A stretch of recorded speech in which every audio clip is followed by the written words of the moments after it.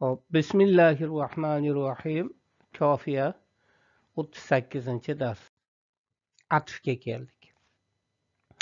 Atf degani o'zi e, bir mehribonlikni ham anglatadi. Otifunda mehribon degan ma'no.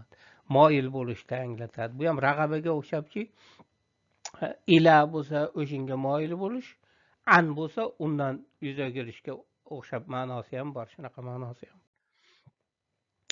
العطف تابع مقصود بالنسبة مع متبوعه يتوسط بينه وبين مطبوعه أحد الحروف العشرة وسيأتي مثل قام زيد وعمر.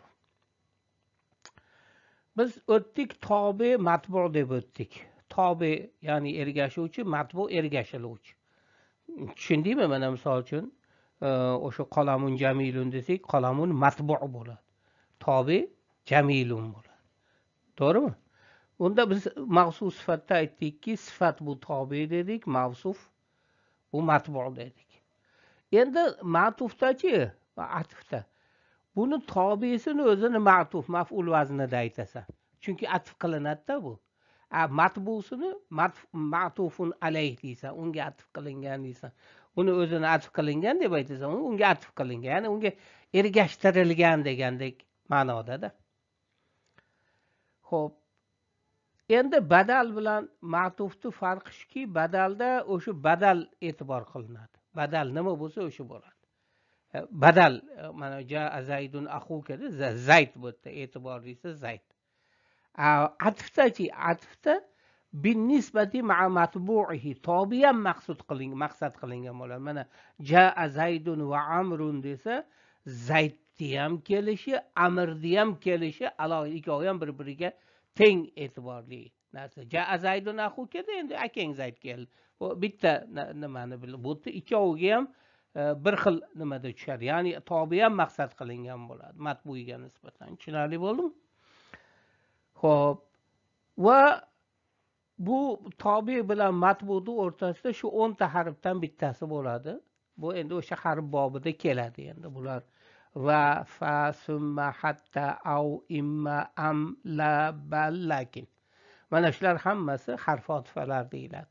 Atf qiluvchi harflar deyiladi. Shulardan keyin kelsa, keyin kelgani ma'tuf bo'ladi, undan oldingisi ma'tufun alayh bo'ladi. Tushunarli bo'ldimi?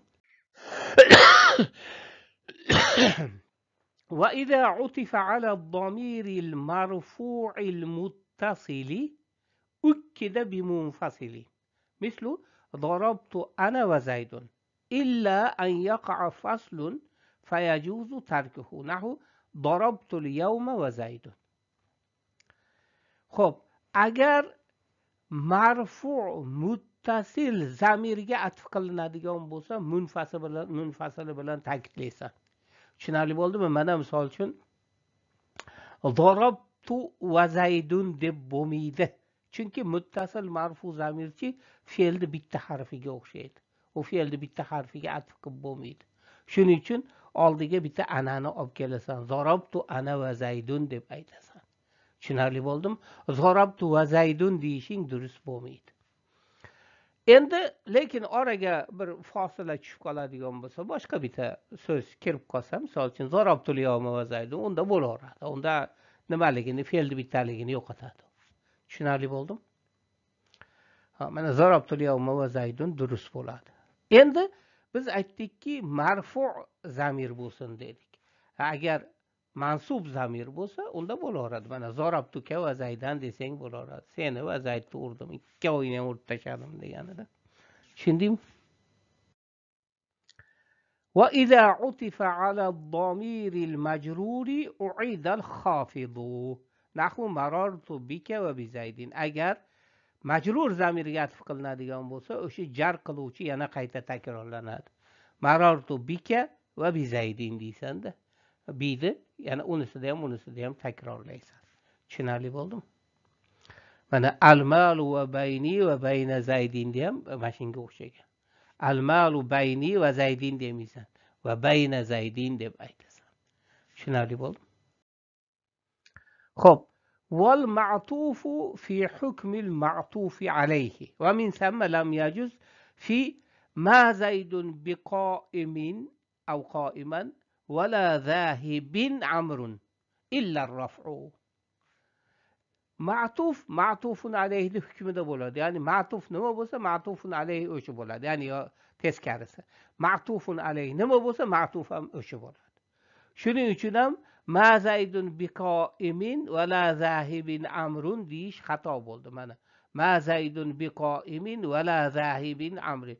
Mana zahibinga qoiminni atf qilyapsan-ku. Bu ham jar, bu ham jar bo'lmaydimi desa, yo'q. Bu yerda gap boshqa. Gap bu yerda bu zohibindan bitta huva zamir zaydga borayotgani yo'q. Ya'ni qoim bilan zohib bitta narsa emas.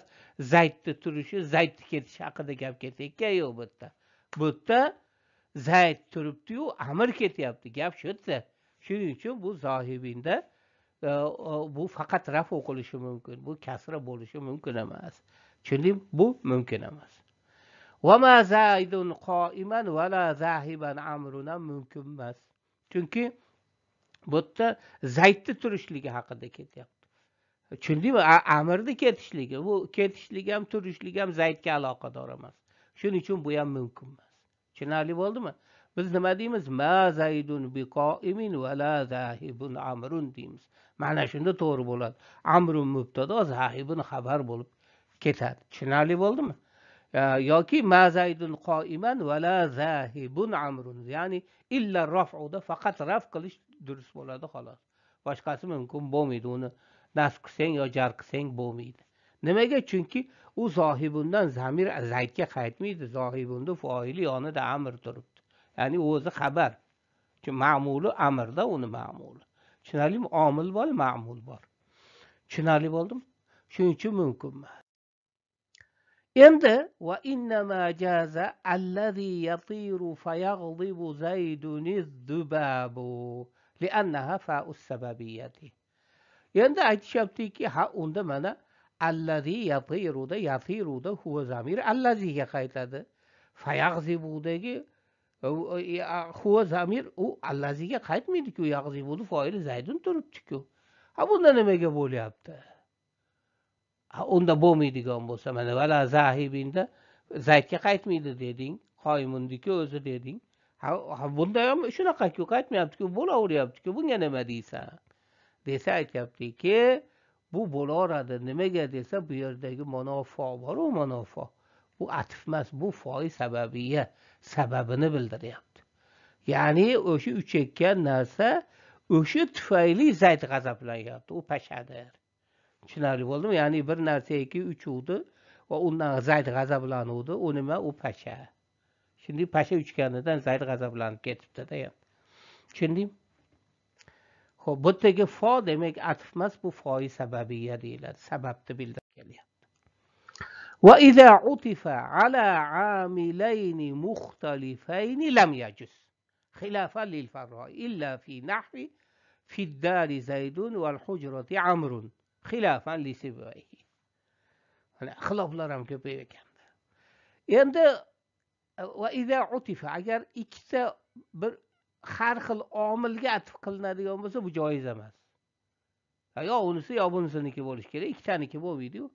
Bu farroga xilof ravishda, farro bo'laveradi degan ekan.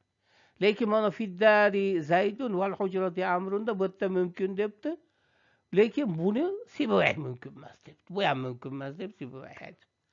Tushunarli bo'ldimi? Endi bu yerda gap shu yerdaki, hozir misolda tushunasan. Bir omil bilan ikkita ma'mul bo'lsa hech qisi yo'q, u ketaveradi. Mana misol uchun buni durust desak bo'laveradi. Misol uchun zaraba zaydun amron va bakrun xolidan desang bo'laveradi. Mana zaraba omil, bu zaydunga ham bakrunga ham ketaveradi.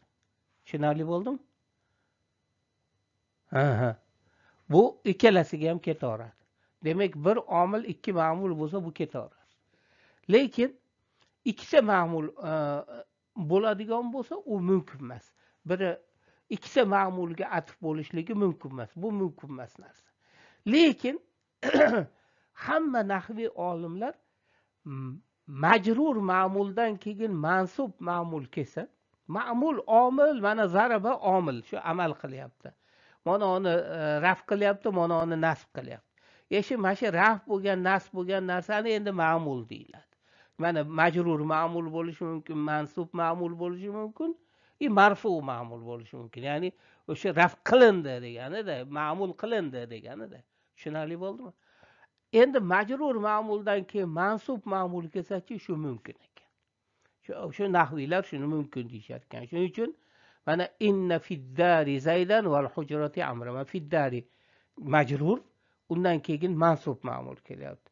Majrur, undan keyin mansub ma'mul kelyapti. Shuni mumkin deyishar ekan. Endi majrur ma'muldan keyin marfu ma'mul kelsa ham buni ham mumkin deyishar ekan. Ya'ni majrurdan keyin ma'mul kelsa bu ham mumkin deyishar ekan. Mansub kelsa ham marfu kelsa ham mumkin deyishar ekan. Shuning uchun fiddari zaydun val hujrati amrun deyishlik shu durust deb aytishar ekan.